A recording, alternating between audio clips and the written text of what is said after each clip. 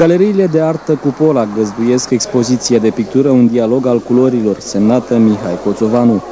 Vernisajul a adunat 10 de vizitatori, dar și critici de artă care au putut admira peste 30 de exponate.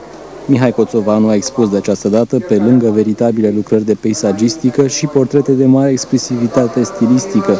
Pictura artistului se remarcă prin modernitate, ea nu citează realitatea, ci o interpretează. Expoziția care este prezentată, deci sunt ca tematică natura statică, peisajul, portretul și deci în anii anteriori am predominat mai mult prin peisaj, datorită faptului că, neavând atelier, am ieșit foarte mult în peisaj.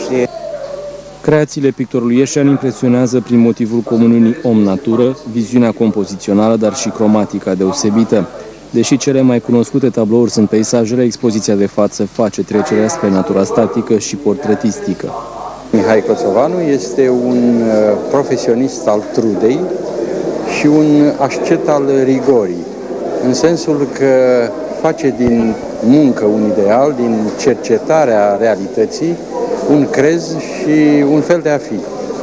Pe lângă deja celebrele Flori și Buchet de crizanteme, iubitorii artei plastice au remarcat portretele Cezara și Tenor. Prin cromatica gravă și solemnitatea, acestea se impun cu autoritate.